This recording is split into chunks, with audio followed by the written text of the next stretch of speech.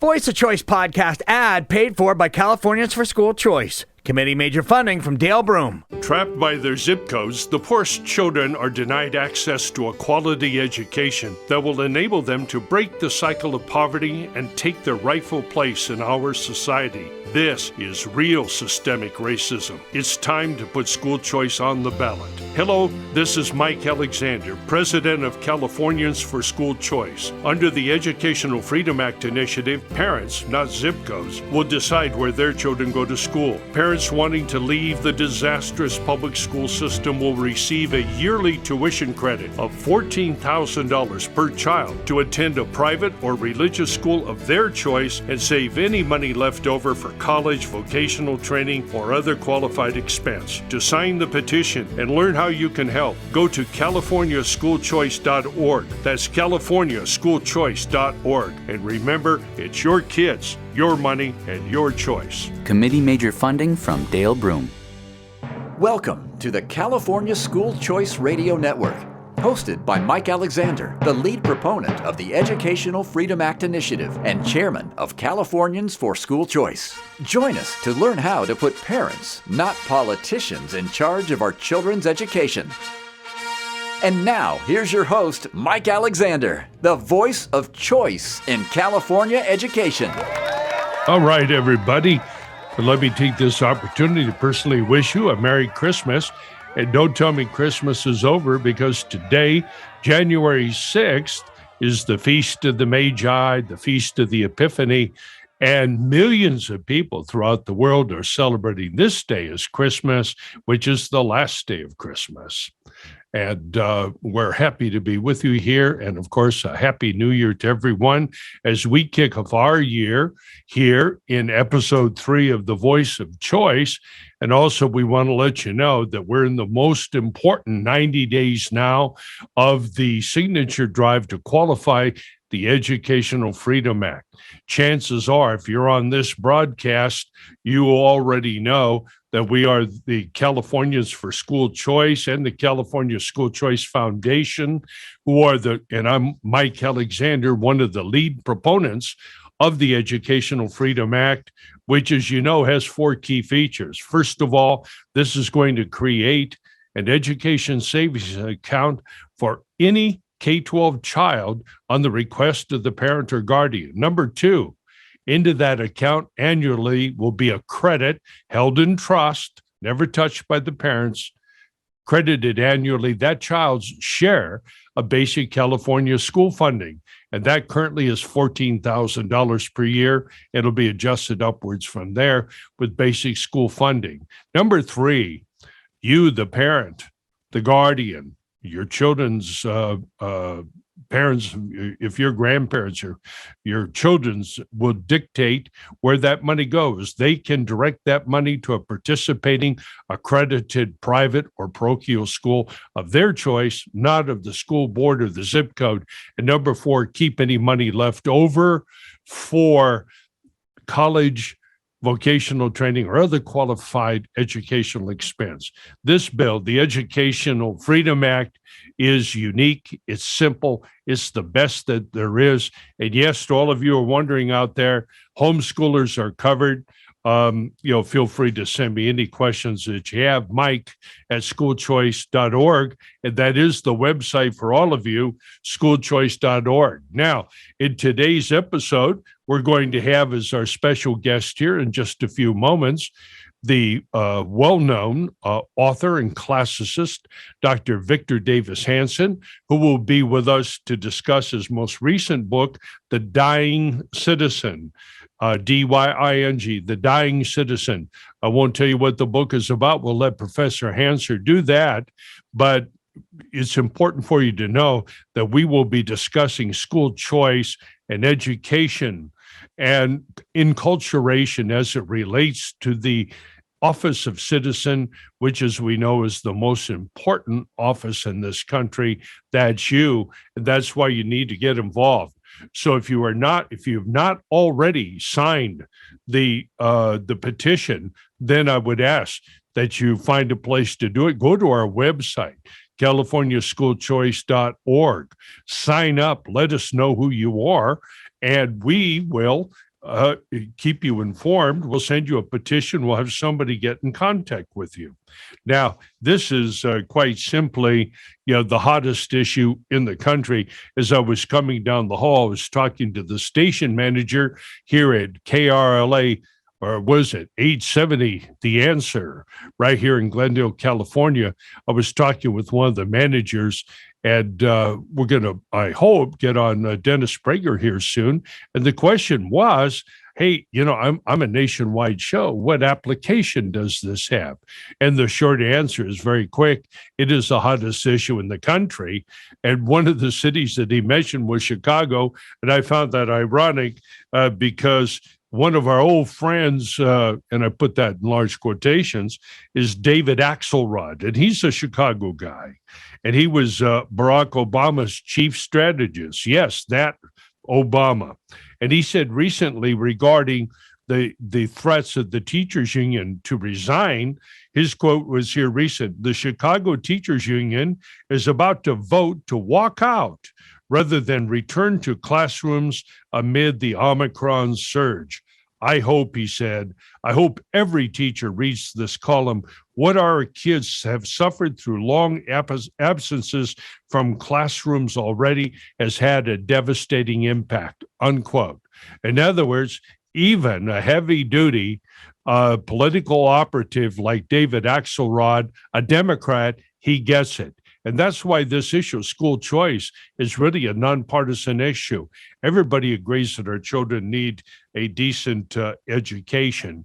And this issue has aroused parents across the nation, but particularly here in California, where our schools are 48th in the nation. And it's ironic to hear some of the objections, very few, that we get frequently, and that is that this proposed school choice initiative will somehow take money away from the schools and destroy them.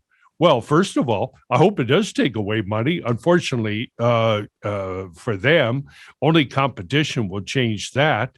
And here in California, for them to complain the school choice will ruin the schools, the proper response is, hey, you already did that. We're already at 48. How far down do we have to go to be ruined? Well, the answer is that parents want charge of their children's education, and the Educational Freedom Act puts parents back in charge. And we make sure that going forward, the money follows the child rather than the zip code or the politician or the school board or the union. That money will now follow the child. That's why it's perfectly legal and constitutional, and it is the right thing to go. And when people ask me, say, what is the justification of this? What are your arguments for school choice? Those of you who are working with us, I invite you to respond in this fashion. Would you mind telling me first, sir, what the argument is for a system that is a monopoly, that takes 40% of our state budget, takes all the kids at financial gunpoint, herds them into failing schools where they're hardly safe, indoctrinates them, brainwashes them, fails to teach them anything? Would you tell me, please, what the justification is for that system, which has only existed in the United States for about 100 years? Prior to 1900, this idea of universal compulsory schooling under the management of mega unions and under political management with indoctrination flowing down from central authorities was unknown. It did not exist 100 years ago, and it is time to, here's a favorite left-wing word, reimagine education. I want to reimagine it, right? So let's all reimagine it, and let's imagine that parents are charged instead of bureaucrats, and that the money is following the child rather than the unions and the special interests. Let's resolve here in 2022 to make educational freedom a reality here. And let's not forget, as we begin this year, that those of you who are listening to this podcast are uniquely politically aware. Let us not forget our special duty to speak on behalf of the poor and the disadvantaged who are unable to speak for themselves. These folks and their children are caught in a low hanging underclass, which is characterized by poverty, ignorance, crime, lack of advantage, lack of mobility. And the key to them getting out in America is the same as it has always been. It's the same reason why I was able to get out. Most of you were able to get out, because somehow, somewhere, you got access to a quality education, and that made the difference in your lives. Let's not forget the kids in the inner city. That's why we're here. That's why we're passionate. And their future, for better or for worse, ladies and gentlemen, is one that we share. Well, look, that's the end of the introductory sermon here. We're going to take a little bit of a break. Don't forget to go to CaliforniaSchoolChoice.org, sign up, be there, get involved. This is on you. Nobody else is going to do it. Believe me, if the people in power, the parties, the politicians, religious leaders, if they were ever going to solve this problem, they would have. They didn't. It's up to you and to me. So let's get busy. Join us here. We're going to take a little bit of a break. And when we come back, we will have the famous Professor Victor Davis Hanson on to discuss his new book, The Dying Citizen. California schools rank 48th nationally. Even though we spend $20,000 per year per student, that's $500,000 per classroom. This system is nothing but a fraud, a hustle, and a con. It's time to put school choice on the ballot. Hello, this is Mike Alexander, Chairman of Californians for School Choice. Under the Educational Freedom Act initiative, parents will decide where their children go to school. Each child will receive a yearly tuition credit of $14,000 to attend a private or religious school of their choice and save any money left over for college, vocational training, or other qualified expense. To sign the petition and learn how you can help, go to CaliforniaSchoolChoice.org. That's CaliforniaSchoolChoice.org. CaliforniaSchoolChoice.org. And remember, it's your kids, your money, and your choice. Committee major funding from Dale Broome.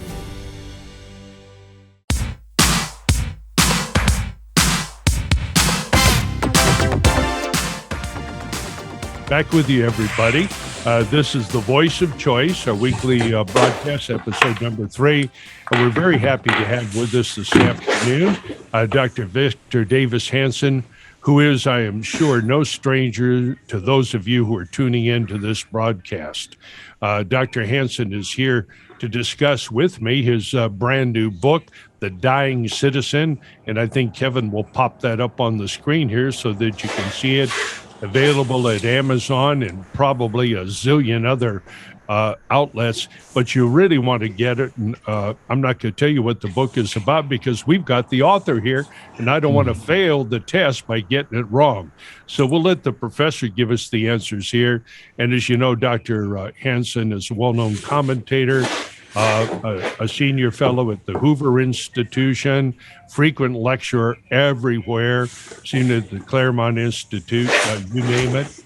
He, of course, has a PhD in classics, a former professor, I think, at Santa Cruz, Fresno State, and every other place in between. And I feel a special kinship with you, Dr. Hanson, because like so many of a certain era, I took many years of Latin and Greek in high school and even in college. My Latin is still okay, but my Greek not so much. But yours is fantastic, I'm sure. Yeah. And we're happy to have you. So welcome, Dr. Thank you. Hanson.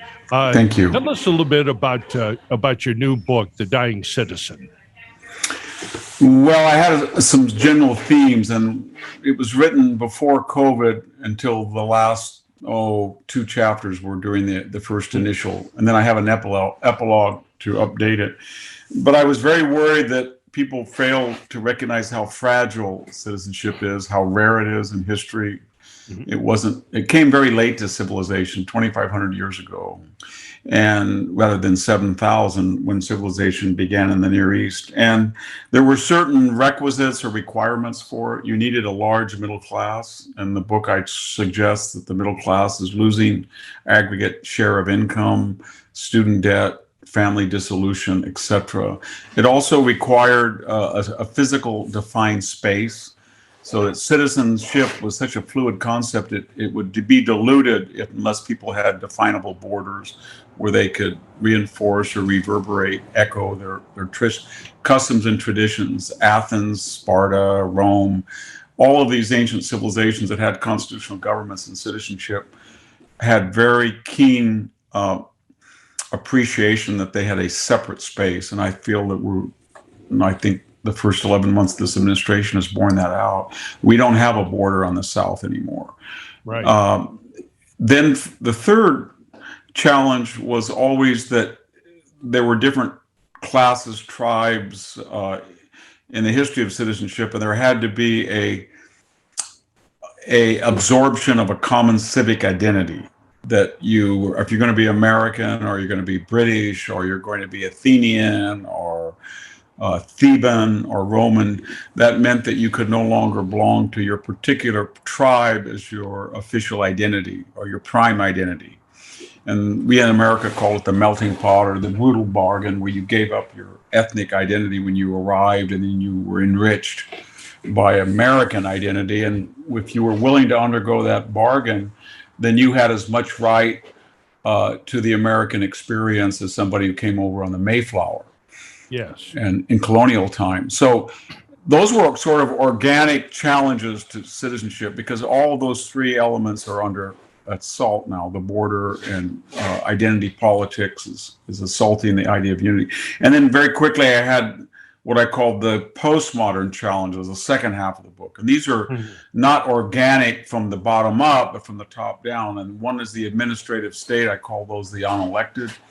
These are people like James Comey, Mark Milley, Anthony Fauci, John Brennan, James Clapper. I'm just naming them off the top of my head that I discussed, that have enormous amount of power, but they're not subject to audit or censure if they don't tell the truth under oath, or they misled the people. And they exercise power that cannot be audited or recalled. And this growth of this administrative state is something, it's been going on, but it's accelerated. And whether it's a regulator that comes on your farm and finds you for a mud puddle and calls that a navigational waterway, or whether it's a parent that has no control over critical race theory being taught, but because of an unelected school administrators. Right. And then I have the final two are on the evolutionaries. I think that chapter is very germane now, because these are people who don't like the system. So they want to pack the 9-person court. They want to get rid of the filibuster, the electoral college, the idea of a national voting law that supersedes state legislatures' balloting rules and regulations. And they're always trying to evolve us beyond the Constitution. And then finally, there's cosmopolitans. These are globalists who feel their primary identity, mostly bi-coastal elites, belongs to the world community, the UN, the World Health Organization, International Criminal Court, but in a transnational body they feel has more legitimacy than the people of the United States.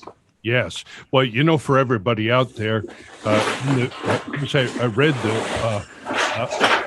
I got through 80% of it. A remarkable book, and the tour de force in reviewing treating the subject of citizenship in the overall context of current affairs, going back, about 50 years or thereabouts. You pick it up at various points throughout our history, and of course through classical history. And when you got into the bit on the evolutionaries, that is the administrative state that a lot of the conservatives refer to, we have this paragraph that I think all of you will enjoy. This is from Dr. Hanson here at page 218. As we will see, the mostly elite and formal efforts to change the Constitution, whether by systematically nullifying federal laws, using the courts and the bureaucracy to circumvent the will of Congress, or ignoring or replacing parts of the Constitution itself, share the same ideological genesis that have led to the ad hoc diminution of the middle class, the conflation of citizenship with residency, and the multicultural tribalism discussed previously. The common theme of them, once more, is an effort to erode traditions and laws in order to mandate equity and to empower an alliance of the elite and the poor at the expense of the power and influence of the middle class, unquote. I thought that was an extraordinary paragraph and a useful summary of your entire thesis.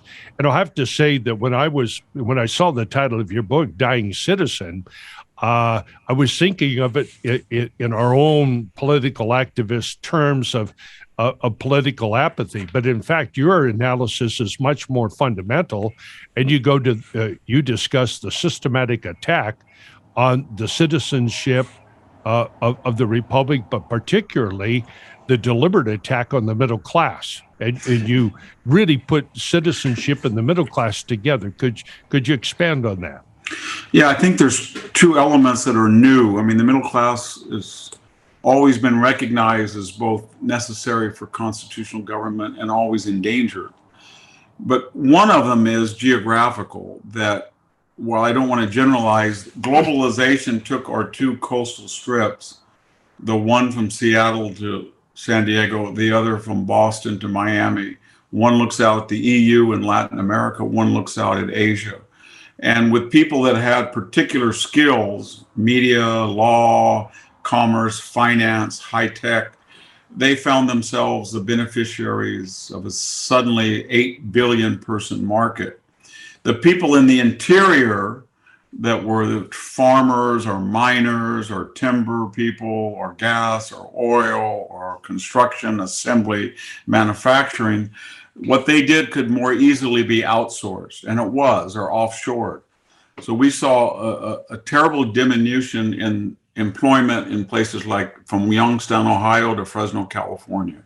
Mm-hmm. And this was, the coastal elite was oblivious to it. They were not worried about it. So the cultural bookend of that is that, and I quoted a lot of elites, what they said about the middle class. There was a whole vocabulary of disparagement. Clingers, deplorables, irredeemables, dregs, crazies, scum, etc. And filthy, yeah. We remember Lisa Page and Peter Strzok's reference to the Walmart crowd as smelly. Right. But I think my point was that the middle class, in the eyes of the elite, lacks the romance of the poor, the distant poor, and they don't have the culture of the elite. And so in their way of thinking, they're grubby people who have just enough money to waste it on snowmobiles or, jet skis, but they don't have the taste to use money in a way that's refined, and yet they're not empathetic, and they're too near the wealthy classes. They're not like the distant poor that keep to their side of town, or they're distant, and they could be romanticized. And so, and that's not new. That happens in a lot of societies. And so when the middle class starts to erode, and their share of the national wealth the last 2 years has gone down to about 25%. Yes. 1% of the population owns more national wealth than the entire 88 million households of the middle class. And that's kind of dangerous. And it's a product, I think, mostly of trends in globalization and federal policies. Right. Let's deal with, international economic trends. Obviously, we play a role in it, our own national policy and foreign policy. Economic policy certainly affects that, but our own domestic policy, has that played a greater role in creating that or producing that disparity between the 1% than international economic factors? I think it has. I think that there was either indifference or encouragement by both Bush administrations and the Clinton and Obama administrations to export, outsource offshore jobs in places like Mexico, but particularly China, where we thought we were beyond manufacturing or assembly. And we found out that those were critical industries during the COVID crisis and supply chain. So that there was an encouragement. There was a rewriting of laws that made it much easier for wealthy people to report income as capital gains at a much lower tax rate than what the middle class had to pay on strict income tax levels in the upper middle class.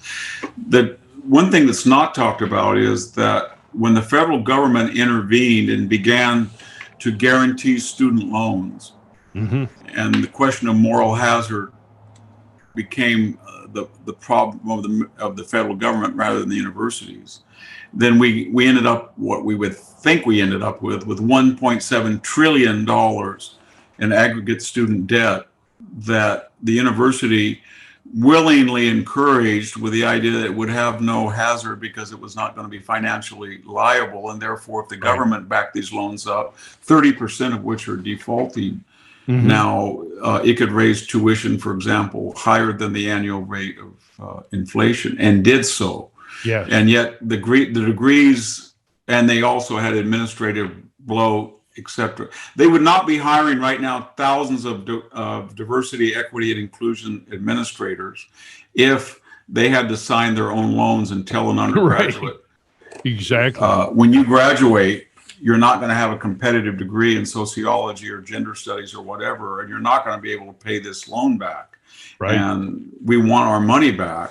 But if they had to do that, they would be very frugal in the number of non-teaching positions they hired. So, and that had a very important role in America, because when you look at statistics on the age of when people marry, the degree to which people do marry, the number of children, if they do have children, you can see, and then the first age when people buy homes, you can see that we're suffering from what Tocqueville called prolonged adolescence. Yes. We're making people 17 and 18, 19, 20, all the way up into, we're taking what used to be a productive cycle of people getting married in their early 20s, getting into the system, confident, buying homes, having children. That's now something in your 30s and 40s. I think student debt has a lot to do with it. It does. It's huge. And also the incredible growth over the last 50 years of this institution that we call higher education, quote unquote. Yes, and it is, to characterize it as higher education begs the question, especially when we see what the quality and the utility of these degrees are. They're just not that great, and they certainly don't translate into employment, much less into compensation that's enough to repay the indebtedness. And it's interesting. You had the one quote from de Tocqueville, because I was unfamiliar with it, but I've had exactly that same conversation with many parents here recently. And we have all deplored this prolonged adolescence that we have for youngsters going to this place called college for whatever reason. And this is why graduates of even very good high schools are now foregoing higher education, so-called, or the going to college, quote unquote, because the value proposition just isn't there. And of course, in an era when we are dealing with especially young girls reaching sexual maturity, puberty, earlier and earlier and earlier, and youngsters now at the time that they need to be dating and forming families are now delayed 4, 5, 6, or even up to 10 years. They can't form families. So, and you did a great job of pointing out our declining birth rate, and that cannot be separated from government policies of high taxes, lower jobs, the systematic destruction of the middle class. Is it your view, Doctor, that this destruction of the middle class is an actual policy of many people in our country, or is it just the effective misguided policies? I think what's happened politically, because that's a political question, Yes. is the parties have sort of flipped. When I was growing up, I lived in a Democratic household that worshiped Harry Truman and JFK. But the Democratic propaganda then was the Republican Party was a bunch of blue stocking, silk stocking white guys on golf courses. Right. That was always going to be a minority, and they were always protecting capital. And the Democratic Party was the working class, the lunch bucket group. Yes. And unions. And now what's happened is the Democratic Party, as we saw with Mark Zuckerberg's infusion of $419 million into the last election, it's the party of the bi-coastal upper middle class and very wealthy. If you look at the top Fortune 400 and go down the names, you learn two things. Most of the names now are left-wing, and most of the businesses that made them their wealth are not timber, mining, farming, construction, manufacturing, gas. They are things like high tech, media, insurance, finance. Right. And so the Democratic Party has become the party of the very, very wealthy and the very poor. And it has abandoned that middle class. And I think it took some time for the Republicans, and we didn't really see that happen until 2016, where Donald Trump came in and basically shocked his 16 primary rivals by saying he was going to appeal to formerly Democratic working class people in the nation's interior. And the other candidates didn't quite pick up on what he was saying. And maybe he said it in an uncouth or crude way and he distracted attention. But the point I'm making is now the Republican Party is kind of rebooted itself in the same way the Democrat. It's a populist, nationalist, middle-class party. And it's not talking about abolishing Social Security the same way, or it's not talking about let's lower the capital gains, although it agrees with that. But its issues now are, can people buy a home? Affordability. Inflation's hurting the middle class. Yeah. Education should be school choice or homeschooling. It's taking on unions. But not all unions, teachers' unions. It is, so, and it's got so that flip flopping it took some time for the middle class to have an advocate because it's been orphaned for 20 years. The Democratic Party became the party of very wealthy and identity politics, hyphenated Americans, and the Republican Party under Romney and the Bushes and McCain, they didn't pick up on that opportunity. And now I think I think people are saying that, lo and behold, not the Democrats, but the Republicans have said, we can create a middle class solidarity that will trump or override ethnic and racial separatism and division.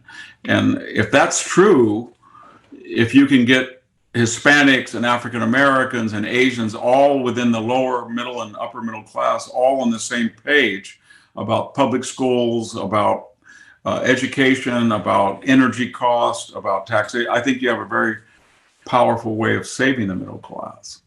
What do you think for the, and I do want to talk to you a little bit about school choice, but overall, what do you think the path forward is for those of us who find ourselves in that category? That is, a dying citizen, somebody that's being murdered or starved slowly by the system of elites. What is, besides voting for Trump or a similar candidate, what is our path forward politically, do you think? Yeah, I think what's happened to us, the dying citizen, is that people in the last 20 years have kind of had a monastery of the mind. They looked at this popular culture and the direction of the country and they said, I'm checking out. And by that I mean they said, NBA, I don't watch anymore. I don't like this unsportsmanlike attitude. NFL, I'm getting tired of that. I don't watch sitcoms anymore because they're trashy on network television. I don't read the New York Times. I don't read the Washington Post. Haven't been to a Hollywood movie in a theater in 10 years. This is what I hear all the time. And so I don't listen to rap music. I don't care. I don't watch commercials. And they have gone into their own cocoons. Yes. And I think they've abdicated. And we know that because there were millions of voters who dropped out in 2008 and 2016, 2012. And I think that was the wrong attitude. And I think now people are realizing that if you drop out of the culture rather than fight it, then there's no way out. You can't retreat to Wyoming, or you can't retreat to the Sierra Nevada mountains. They're going to come they're going to come after you, or you're going to have to deal with them. You may not want them, but they want you, and they will find you. So I think now there's a better attitude is, if they're going to cancel us out and dox us and boycott, then you're going to unfortunately have to fight fire with fire. And you're going to have to say, you know what, if you say these things, I'm going to sue you, or I'm going to cancel you out. I say that with some hesitation, but this idea you play by the markers of Queensberry rules, and you have a Jacobin, Bolshevik, neo-socialist, hardcore left that feels their exalted ends justify any means necessary, hasn't worked. And I mean that literally. At the local level, where people get involved in their communities, under the Obama administration, they picked up 1,400 offices nationwide. But on the national level, the Republican Party has not won 51% of the votes since George H.W. Bush did it in 1988, and they've lost 7 out of 8 popular votes. So they're not getting involved. They're not getting involved, and they have to get involved, because we're an extremist now, and if you don't get involved, somebody's going to get involved for you, and you're not going to like what that involvement will be. Thank you. I want you to cut that quote out, because I've been involved actively in politics for a while.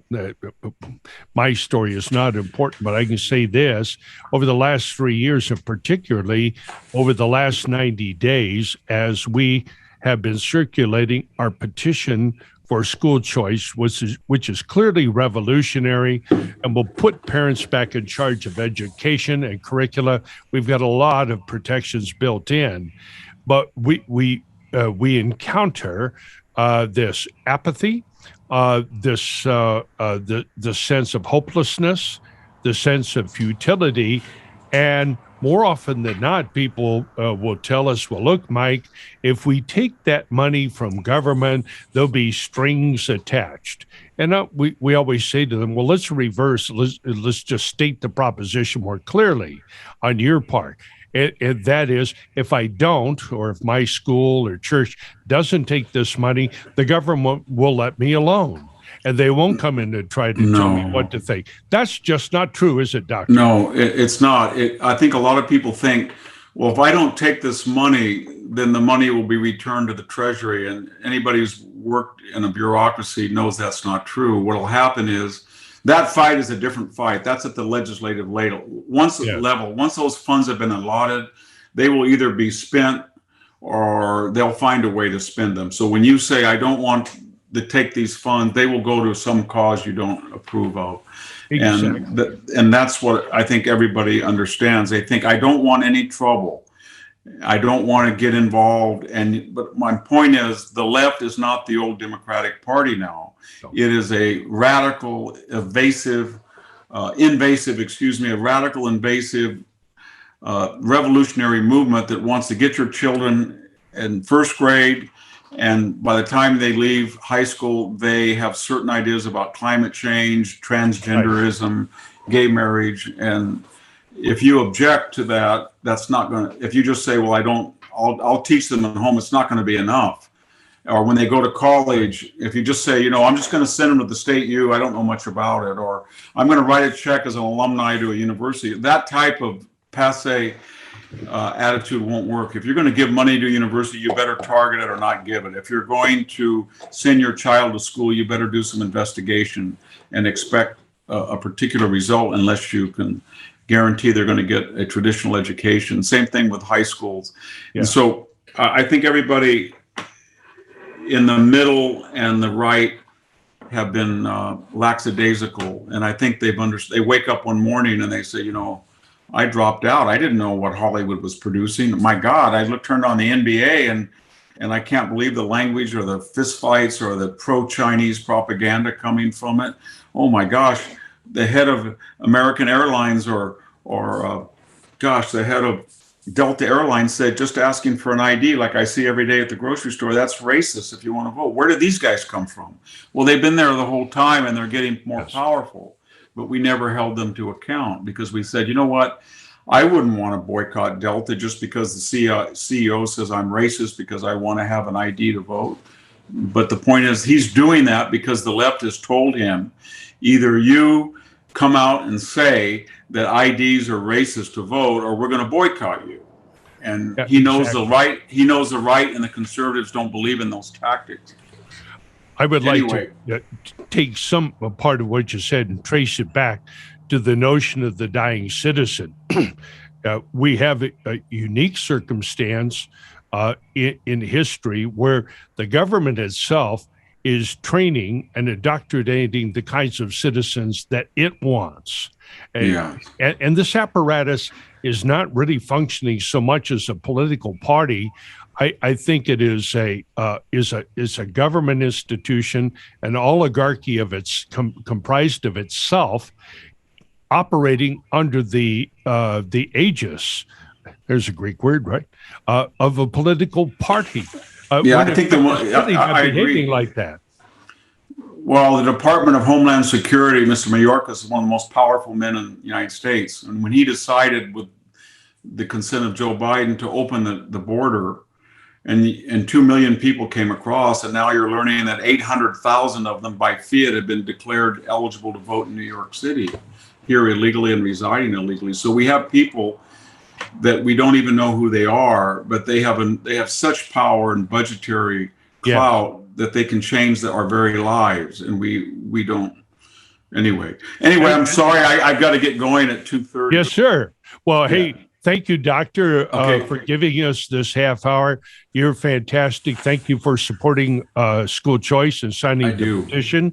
We appreciate it, and we look forward to the opportunity to see you again. In the meanwhile, everybody out there, don't forget to pick up his book, and Kevin will show you the picture, The Dying Citizen by Professor Victor Davis Hanson, classicist and farmer from Madera, California.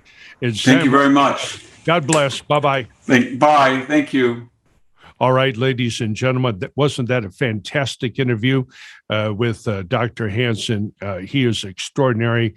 He's a Californian, and he's one of us in so many, many, many ways. Be sure to pick up his book, but bear in mind his admonition that we all have to be active. We'll discuss that more at the conclusion of the show.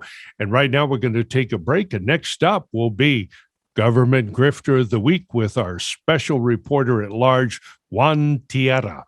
Trapped by their zip codes, the poorest children are denied access to a quality education that will enable them to break the cycle of poverty and take their rightful place in our society. This is real systemic racism. It's time to put school choice on the ballot. Hello, this is Mike Alexander, president of Californians for School Choice. Under the Educational Freedom Act initiative, parents, not zip codes, will decide where their children go to school. Parents wanting to leave the disastrous public school system will receive a yearly tuition credit of $14,000 per child to attend a private or religious school of their choice and save any money left over for college, vocational training, or other qualified expense. To sign the petition and learn how you can help, go to CaliforniaSchoolChoice.org. That's CaliforniaSchoolChoice.org. And remember, it's your kids, your money, and your choice. Committee major funding from Dale Broome.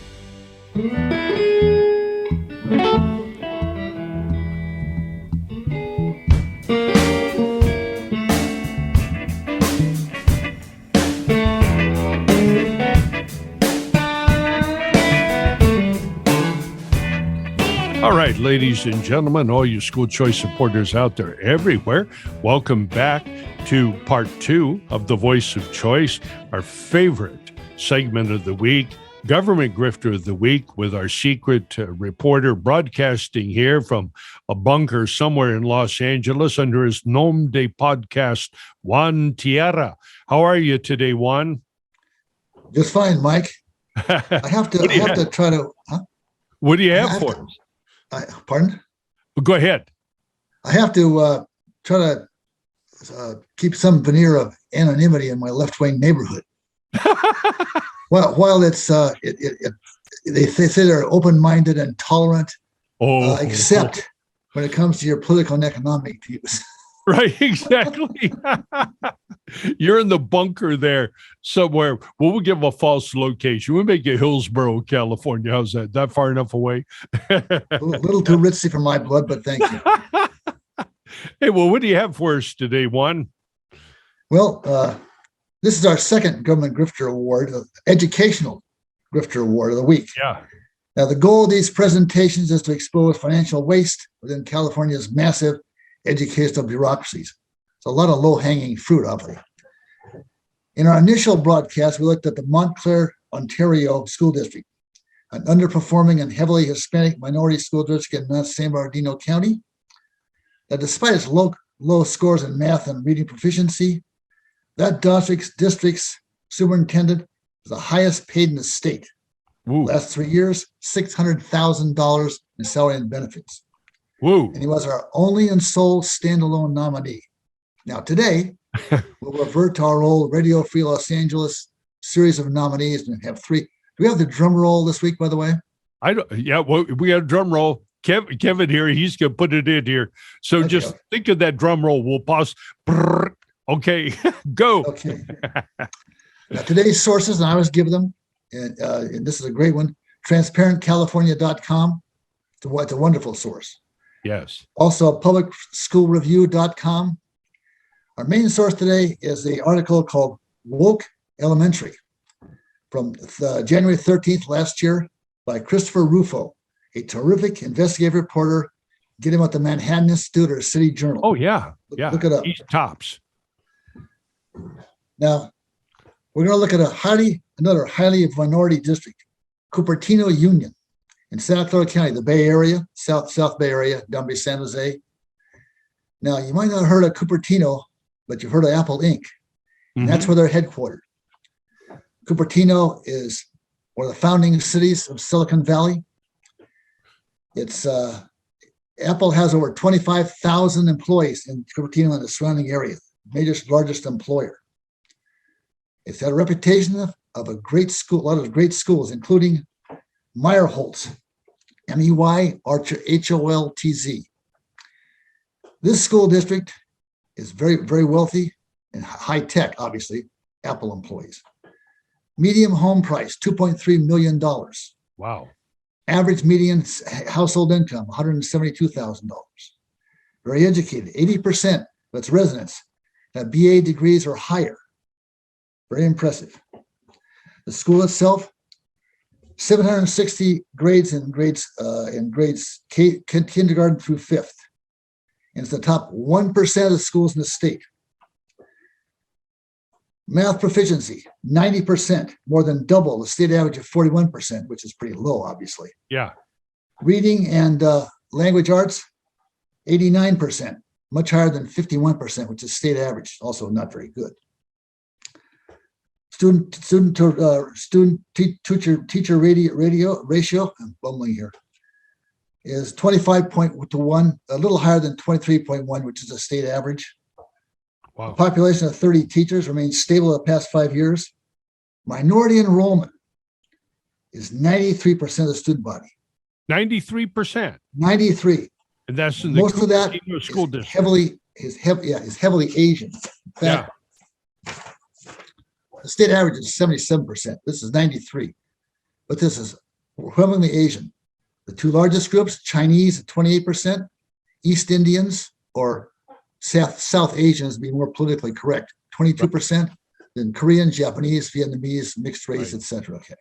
So what could go wrong? Well, the Cupertino School District made national news last January when third graders at Meyerholtz were forced to, quote, deconstruct their racial identities, unquote, and rate themselves on a power and privilege scale. They had to create an identity map with their race, class, gender, religion, and family structure. The teacher then instructed them. They were lived in a, quote, dominant culture of white, middle class, cisgender, educated, able-bodied Christian English speakers. Also, there was a short presentation on transgenderism and non-binary sexuality. That's These are third graders. Right? Third These are graders. third graders. Come on. So what was the point of this exercise? Using the principle of intersectionality, it was to determine who was oppressor and who was oppressed. Yeah.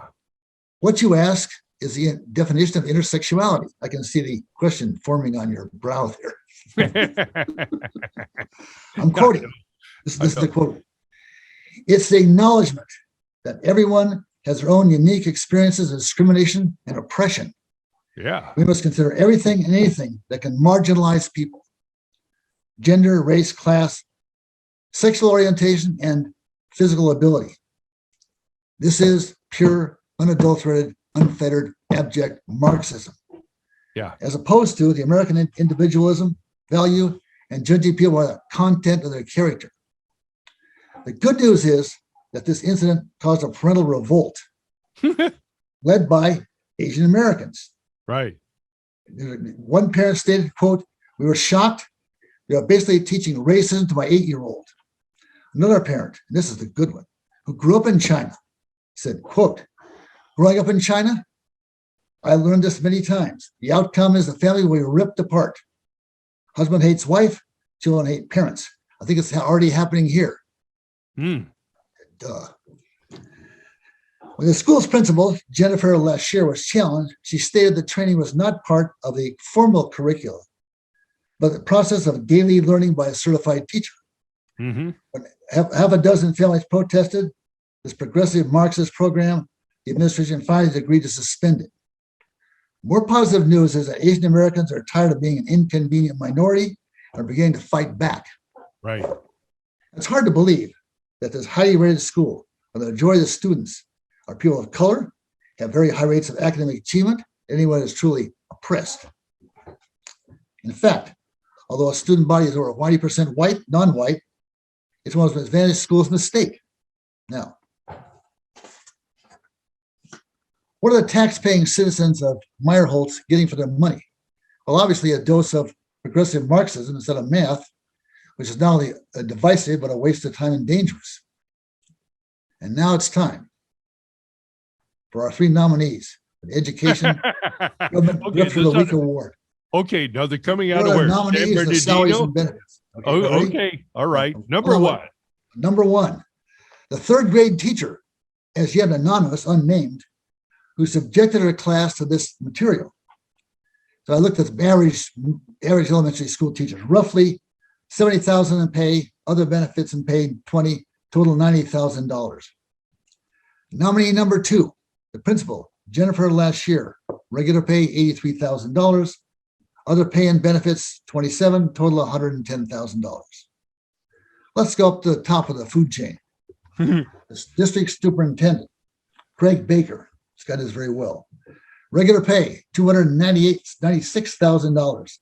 Other pay and benefits $77,000, total $393,000. Wow. Now, let's face it. With these kind of parents and this kind of academic excellence, this is not to me that tough. So why throw in the Marxist and the progressive stuff? Right. Anyway, you ready for our winner? I'm ready. All right. Yeah, and we have another drum roll here, please. And the winner is the principal, Jennifer Lashier, for stonewalling parents, foisting this Marxism and allowing this Marxism to take place. Right. Okay, so what we have here, thank you, John. That was a ba-da-da-bum-ba-bum. All right. What I like about your criteria is that I would have said, all right, we're going to go with Government Grifter of the Week will be the guy that makes the most. And that would have been too easy. You went to the Government Grifter of the Week was not only taking a lot of money, but doing even more damage for the money. So we were getting so her metrics were off the chart by that measure because they were not only indoctrinating the children, she was carrying it out. She was standing tall on behalf of the left and lying to parents and treating them stupid. Now that's got to be a real challenge.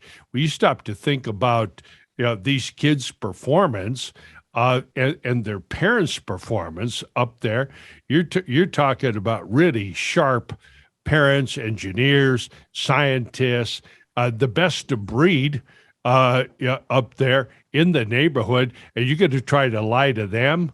Well, you got to have a lot more on the ball than that low grade moron they call principal. I'm telling you, that's. But she was willing to go out there and take it for the team and earn it, right? Initially, yes. Yeah. What does she do afterwards? Is she still around, still in place, or I can look it up. I suspect she is. Who or is she working for Amazon? Who gets fired in that system? Yeah, who gets fired? I'm sorry, I stink. Look at this scenario. Kid comes home from third grade and said, "How's school today?" I said, "Well, we had a test today in math." "Oh, how'd you do?" "Well, I'm not sure." "What?" "Because it's kind of a funny test. We didn't do any math really." Right. "What'd you do?" "Well, we had a test and we plugged in things in race and sex and family structure and income, and we're trying to figure out whether we're oppressed or oppressors." Now, maybe it's a non-white female. Yes. That lives in a nice house with a nice car. So we're oppressors or oppressed. Well, John, unfortunately, you weren't able to hear our interview with Dr. Hanson, Victor Davis, that is, a man that you're a great fan of. But we talked about his new book, The Dying Citizen. And I recommend it to you and to everybody. It's a very broad book. It covers a tremendous number of topics and is a good précis of the last 50 years of government policies and its net effect on the middle class and the average citizen. I won't go back into his book, but one of the things that he and I discussed is whether the citizen is merely dying or being murdered, right? And when we look at what's happening in these schools here, we see that the citizen is not someone who stands outside the system, independent of it. Is first of all a system that is run, that is of, by, and for the government itself, and the bureaucracies and the people who run it, who are intent on creating a generation of citizens of their liking, programming these robots who will behave as the government wants them, and more importantly, to vote as they require. And this level of indoctrination is not only intended to get them to get their heads straight. I don't know, straight is still a good word. But at any rate, try to get their heads right, get their minds straight as to what they're supposed to do and how they're supposed to vote. And then at the same time, by shifting to these softer areas here of indoctrination to the exclusion of substantial or substantive courses, we are also killing them off in another way. We're lowering their performance. It's almost as if they took these standout performing Asian kids, whether Indians, Pakistanis, South Asians, whatever label you want to put on them, or Asian kids from the rest of Asia, Chinese and whatnot, Japanese, whatever it is, it seems as if they're trying to hobble them, make them start the race 10 yards behind everybody else and make sure that nobody finishes. This is a deliberate destruction of the individual and the child. And this example brought to us by Juan Tierra today is a perfect example of why we need school choice and why we need to put parents in charge, because based upon the reaction of the parents, we know that they don't agree with it. And can you imagine what the response would have been up there? There never would have been a big protest at the school board meeting. There wouldn't have been any signs. There wouldn't have been any protests. The only thing that you would have heard would be the sound that those panic bars make in the school when the kids hit the exits with the parents. That's what would have happened. Just like it happens. Nobody goes to GM to protest bad cars. They just sell it and buy a Honda, sell it, buy a Toyota. that's how we protest in a free society, in a market-based society. Well, Juan, do you have anything else to add to what you had today? It was a remarkable example. Actually, I'm starting to read a book, and here it is called "The Inconvenient Minority." Oh, and who's that? Well, it's a man named. Got to watch this. Kenny XU. Got to watch it here. XU. Yeah. Subtitle. Sounds like he's Asian, Chinese. Yes, he's Chinese, actually. Okay. The attack on Asian American excellence and the fight for meritocracy. Love it. This starts out with this Thomas Jefferson High School in Virginia. Yeah. Which is that's amazing. It's still a school named that in Virginia, by the way. Yeah. It's the top ranked high school in the country. Mm-hmm. And as the years went on, it was getting more and more Asian, up to 76%. Yeah. Now, the bean counters didn't like that. They started playing games, doing a lottery, this and that. They actually got the percentage down to 54%, but there's a lot of pushback. This is Virginia again, like the Youngkin thing in Virginia. Well, let's get him on. We need to talk to him, Mr. Zhu, however you pronounce it. We'll have to track him down and find out how to pronounce his name. I'll send the material. I just started reading it. It's very good. Love it. Here's another little zinger. Yeah. Wall Street Journal, which I read every day, 6 days a week anyway. They had an article about the Harvard case and the Asians being stiffed. Okay. Yeah. Great letter from a local guy. The only Caltech's honest admissions, he says, the only U.S. educational institution that gives Asians a fair shake is Caltech in Pasadena. All that matters is pure merit. No preference given to athletes, legacy, development cases, or race. As a result, Asians constitute more than 40% of Caltech's undergraduate student body. That policy has paid off handsomely, with 45 alumni and faculty awarded Nobel Prizes, 6 awarded the Turing Award in computer science, which is the Nobel equivalent of Alan Turing, et cetera, et cetera. Yeah. So that's what these people are up against. Now, back in the day, you used to say, well, back in the day, Harvard discriminated against Jews. They had quotas for Jews. We all know that was bad.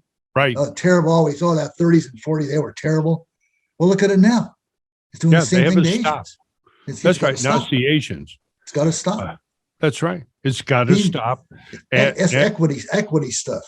That's right. Well, Juan, it's great to have you on again this afternoon. Thank you for participating, and we'll continue the conversation in episode 4 of the Voice of Choice next week.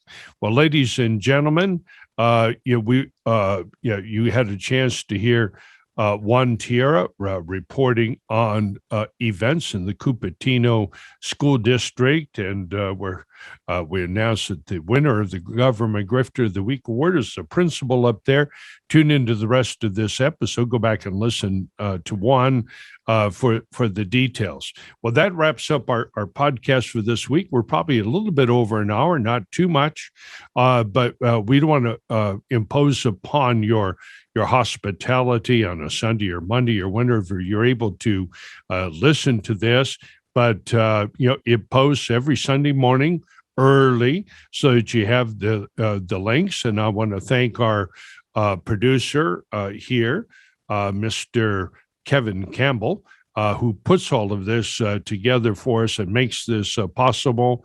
And thank our hosts here at radio station KRLA, AM 870 The Answer in Glendale, California. It's been great broadcasting here today. Now, don't forget, we've got 90 days to get our petitions in, 90 days to get 1 million valid signatures, and we're looking to you to do it. When you listen to Dr. Davis Hanson, you listen to what's going on in the schools as related by Juan Tierra here, you know what you should do, and this is up to you. Remember, if we say, and as we believe, that there are that our government is by, of, and for the the people that our government derives its consent from the people, then if we believe that, we have to accept responsibility for what's going on, and most importantly, accept responsibility for changing it.